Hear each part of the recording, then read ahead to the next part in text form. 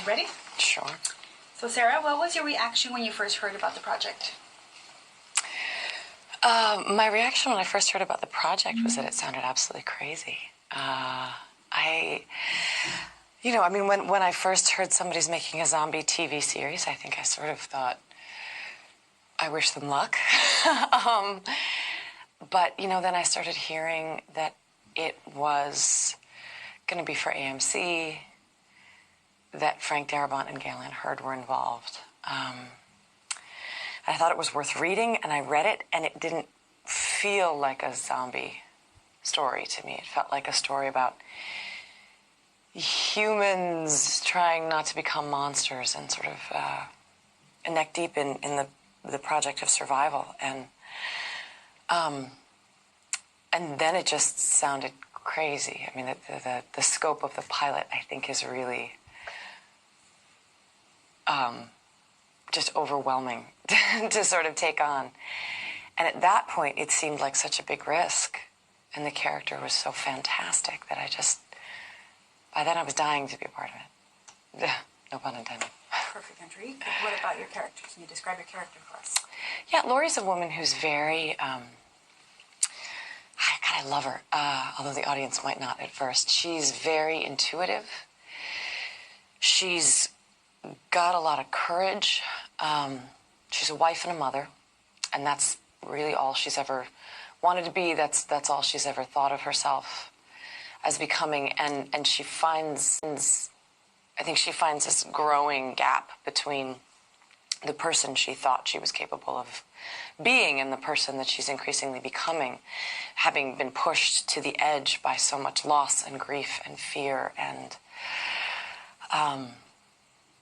horror, for lack of a better word. And I think it sort of amplifies in her this maternal need to protect not just her son, his life, but also his innocence and his childhood as much as possible, but to sort of wrap a protective arm around all of the survivors and be the voice to sort of try and look out for their humanity, even as her own seems to be sort of eroding.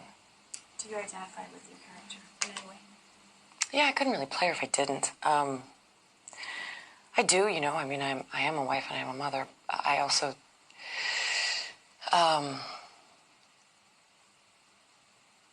I think Laurie's instinct for loyalty and protection are ones that I kind of identify with. Did you have any special training before you started the project? Lots. None of it was relevant. Any special training? No, because the guys did some firearms training. I play a character who is categorically opposed to firearms, or was before, everything changed and she needed to mitigate that a little bit. I did a bunch of reading. I read the comic books, and I read World War Z, which was a really lovely sort of fake source material. And I just tried to spend a lot of time in Atlanta and a lot of time getting to know John and Andy, which was a real pleasure. They're fantastic. Tell us about the extras on set. I don't know much about them because I try and stay away from them because they scare me. The extras are great. They're really lovely. I think they probably work as hard as anyone on set, certainly harder than, most extras. They sit in makeup for 2 to 4 hours, and then they bake in the heat all day. And most of us, other actors sort of intuitively stay away from them, which is just because they're scary. And they have they've got great attitudes, and they put up with so much, and they really do it with such great spirit. But I usually see them coming in kind of, hi. And off I go. It's nerve-wracking because, sometimes you look off into the distance and you'll be shooting at night. And it's the sound of the end of the world. You'll be looking off into the distance and you see these extras at night and they're, leaning against a tree in the starlight, smoking a cigarette, waiting to go on. And it's that really messes you up, that, there's this sort of, they'll be, guts hanging out of their mouth and their hair's all messed up and all pale. They're, yeah, bless their hearts. For you, how was it working with such high pedigree like Frank and Gail? It was amazing. You know, I have such admiration for Frank and Gail because I came into the job knowing how great they are at what they do and having a lot of respect for that. And had they been tyrants, I wouldn't have blamed them because they've done what they do so well that if they were to just order everybody around, you'd kind of go, well, right, when people follow your orders, things go well. But they don't. They have such a generosity of spirit and such a respect for the creativity that everyone brings to the process that I just found it humbling to be there. And, you know, the goal of the day sort of just became earn your place here. Just keep your head down, do the best work you can, thank your lucky stars that you're here, and earn your place. Well, I guess you can't answer this question. Never mind. I was going to ask you, did you ever feel like you're going to be axed? But I guess we can't answer that at the moment. Yeah, people who've read the comic book know the answer to that. No one else needs to. In Prison Break, you were a woman escaping because of your love affair with a wanted man, Michael. In The Walking Dead, you are a woman escaping a post-zombie apocalypse. What's the difference in escaping from the Prison Break world, and from Walking Dead? Well, I think the primary difference is there's no escaping in The Walking Dead. You know, in Prison Break, the story is a very specific story that involves relatively a few people. And it changes their lives utterly, but the rest of the world goes on and is largely unaware of what they're going through.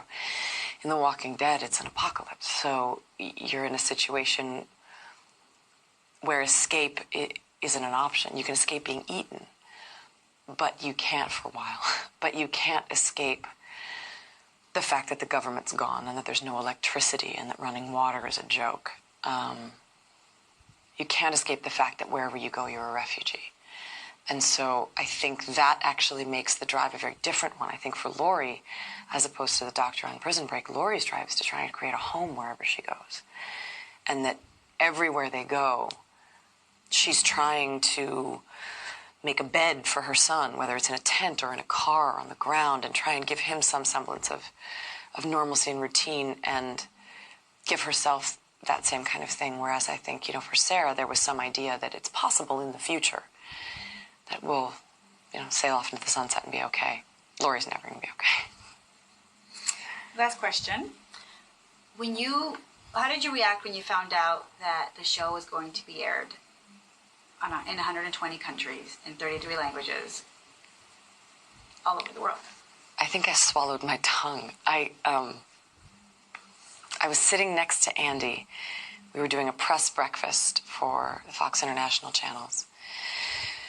And I mean, my blood ran cold. We just both froze. And I think we sort of groped and held hands for a second and just sort of couldn't move except to sort of go, oh, hold on, because this is going to be a little bigger certainly than I thought it was. Especially since what we're doing sort of amounts to the TV version of an experimental film. Since I got over the shock, I think it's wonderful, partly because it's just good manners. You know, I mean, we're all taught in kindergarten to share. I think it's polite to share with the rest of the world and not privilege an American audience by giving them access to content that no one else has yet.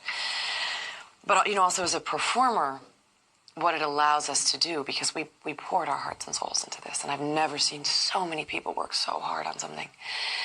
And really with such a great spirit and love for it, and take such risks and so much bravery. And so premiering worldwide in so many places at the same time, I think allows the audience to see our work the way we want them to see it. They can see it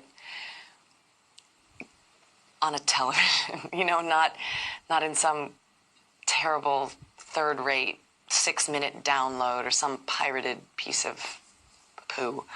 And I think that honors the work that everybody puts into it. Everybody from Frank down to the cooks who make breakfast and down to the people who clean the trailers. We all work too hard to have the show degraded by being seen by being pirated.